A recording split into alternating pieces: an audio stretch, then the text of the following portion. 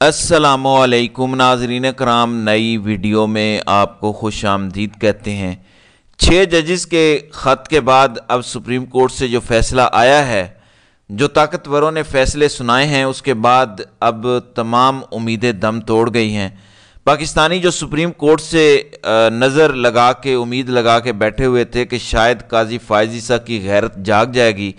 یا پاکستان کے اندر آئین پر عمل درآمد ہوگا یا عدالتیں جو فیصلہ کریں گی ان فیصلوں کو تسلیم کیا جائے گا، خاص طور پر 6 ججز نے، جو بہادر ججز نے ہمت دکھائی ہے، اس کے بعد اب کوئی تبدیلی آئے گی۔ لیکن بڑے افسوس سے کہنا پڑ رہا ہے کہ ان 6 ججز کو آج پہلا جھٹکا لگا ہے، یا شاید ان تک یہ پیغام پہنچایا گیا ہے کہ 6 تو کیا، اگر آپ 12 بھی ہو جائیں تو پھر بھی ہمیں اس کی کوئی پرواہ نہیں ہے۔ دیکھیں، ایک طرف شہباز شریف اور قاضی فائز عیسیٰ کی ملاقات ہوئی، جس پر اعتزاز احسن نے تجزیہ دیا۔ انہوں نے کہا کہ اس میں یہی ہو سکتا ہے، زیادہ سے زیادہ شہباز شریف سے قاضی صاحب یہی پوچھ سکتے ہیں کہ آپ چائے میں چینی کتنی لیں گے۔ اس کے علاوہ نہ شہباز شریف کی کوئی اوقات ہے، نہ قاضی فائز عیسیٰ کچھ پوچھ سکتے ہیں۔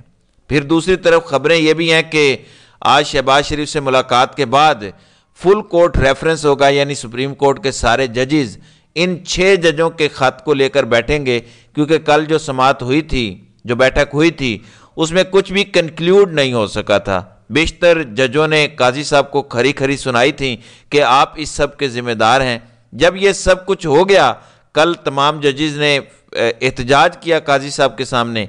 ہونا تو آج یہ چاہیے تھا کہ کوئی بڑی تبدیلی آتی، پتہ چلتا کہ اب ججز کھڑے ہوئے ہیں یا اب آئین اور قانون کے مطابق فیصلے ہوں گے، لیکن ہوا کیا ہے؟ ناظرین اکرام، سپریم کورٹ سے پہلی خبر سن لیں، دوسری اس سے بھی زیادہ شرمناک ہے۔ پہلی خبر کیا ہے؟ فوجی عدالتوں کے حوالے سے سپریم کورٹ کے اندر سماعت ہوئی، بینچ بیٹھتا ہے اور اس کے سامنے ساری تفصیل دی جاتی ہے کہ کتنے لوگ بے قصور پائے گئے، یہ جن کی کم سزا ہے۔ بتایا گیا کہ 20 کے قریب ایسے لوگ ہیں جن کی عید سے پہلے رہائی ہو جائے گی، اور ان کی رہائی کا فیصلہ، اس کی توثیق آرمی چیف کرے گا۔ اس پر بھی اعتزاز احسن نے کہا کہ یہ جو فوجی عدالتوں کا ٹرائل ہو رہا ہے، وہاں پر تو آرمی چیف موجود ہی نہیں، آرمی چیف نے تو کیس سنا ہی نہیں ہے، آرمی چیف کو تو پتہ ہی نہیں ہے کہ کون کتنا قصوروار ہے، کون کتنا کم قصوروار ہے، تو آرمی چیف اس کی توثیق کیسے کر سکتا ہے جب آرمی چیف نے سنا ہی نہیں ہے، آرمی چیف اس کیس میں بیٹھا ہی نہیں ہے۔ تو انہوں نے کہا کہ یہ جو کہا جا رہا ہے کہ آرمی چیف حتمی منظوری دیں گے، یہ غیر آئینی فیصلہ ہے۔ بے شک آرمی چیف ان کو رہا کرتے ہیں، بڑی مہربانی اور احسان کرتے ہیں، تو بھی یہ ایک غیر آئینی فیصلہ ہوگا۔ نمبر 2، سپریم کورٹ سے یہ فیصلہ آنا کہ وہ لوگ جو بے قصور پائے گئے ہیں یا جن کی کم سزا ہے، یعنی 20 کے قریب لوگ جن کو عید سے پہلے رہا کرنا ہے، ان کے فیصلے سنا دیے جائیں، یعنی ان کے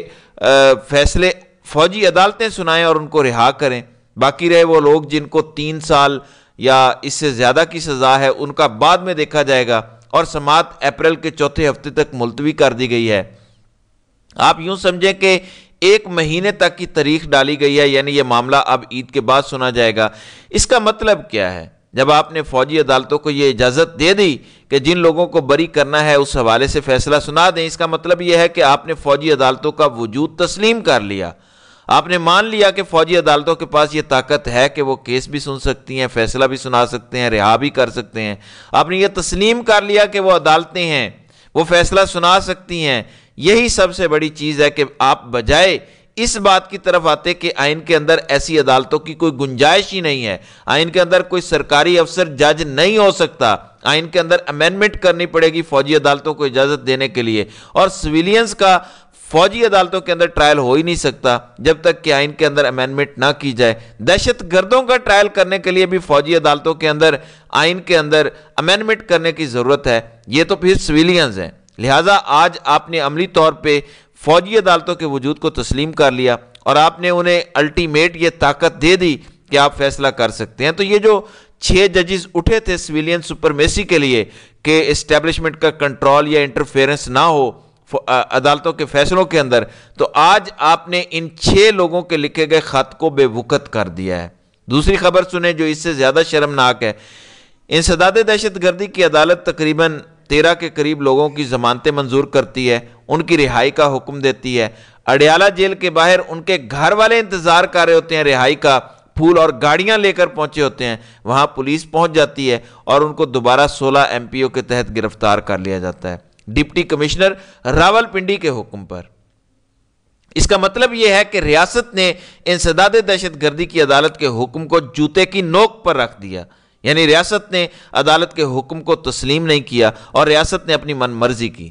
دوبارہ ان لوگوں کو گرفتار کر کے انسداد دہشت گردی کی عدالت کو بھی بے وقت کر دیا کہ آپ کی کوئی اوقات نہیں ہے، آپ کچھ نہیں کر سکتے، آپ نہیں رہا کر سکتے کسی کو بھی جب تک ہم نہ چاہیں، ہم نہ چاہیں تو آپ کچھ نہیں کر سکتے، آپ کی کوئی اوقات نہیں ہے، یہ ہم فیصلہ کریں گے کس کو کب رہا کرنا ہے، کس کو کب گرفتار کرنا ہے۔ تو یہ میں سمجھتا ہوں عدالت کو بے وقت کر کے بجائے عدالتوں کو اسٹریکتھن کیا جاتا، وقت دی جاتی، بے وقت کر کے ان 6 ججوں کو یہ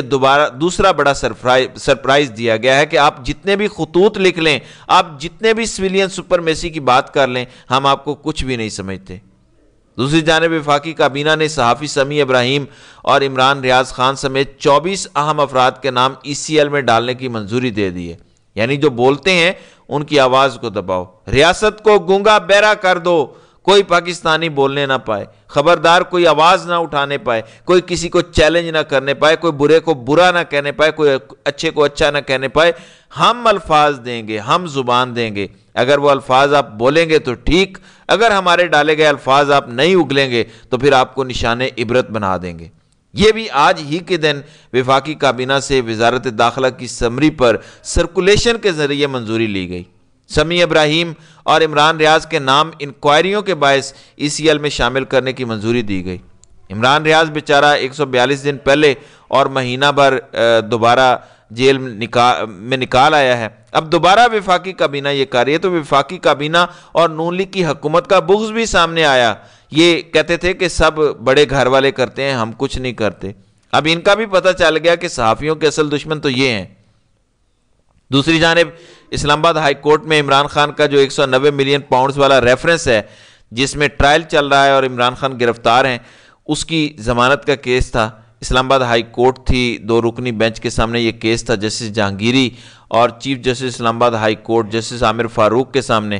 لطیف کھوسہ پیش ہی نہیں ہوئے، بلکہ وہ عمران خان سے ملاقات کرنے کے لیے اڈیالہ جیل چلے گئے۔ اتنا بڑا کیس اور اہم کیس، لطیف کھوسہ عمران خان سے ملاقات کرنے چلے گئے لیکن اس کیس میں پیش نہیں ہوئے اور عدالت نے سماعت جو ہے وہ ملتوی کر دی ہے، 3 اپریل کی ڈیٹ دے دی ہے۔ تو یہ ہے PTI کے وکلاء کی سیریسنس۔ آپ کو تو طوفان مچا دینا چاہیے تھا، آپ کے موقف کی کتنی بڑی جیت ہوئی ہے۔ 6 ججز نے لکھ کر دے دیا کہ عمران خان کے فیصلوں سے لے کر ہر چیز میں دباؤ ڈالا گیا، سب کچھ انٹرفیرنس پر تھا، سارا ٹرائل بندوق کی نوک پر کروایا گیا تمام کیسز کے اندر، چاہے وہ لوئر جوڈیشری ہو، چاہے اسلام آباد کے اندر انٹرفیرنس ہو۔ آپ کو تو پلیٹ کے اندر سب کچھ مل گیا، آپ اسلام آباد ہائی کورٹ اور سپریم کورٹ کے باہر دھرنے دیتے، احتجاج کرتے، پریس کانفرنسز کرتے، لیکن یہ ملاقات کرنے کے لیے پہنچے ہوئے ہیں، لیکن ضمانت والے کیس میں لطیف کھوسہ پیش نہیں ہوئے۔ یہ صرف لطیف کھوسہ کی بات نہیں ہو رہی، PTI کے اوورآل وکلاء کا یہی حال ہے۔ پھر انوار الحق کاکڑ کے حوالے سے خبر چل رہی ہے کہ انتخابات میں فون سروس بند کرنا نون لیگ کا فیصلہ تھا اور یہ بہتر فیصلہ تھا،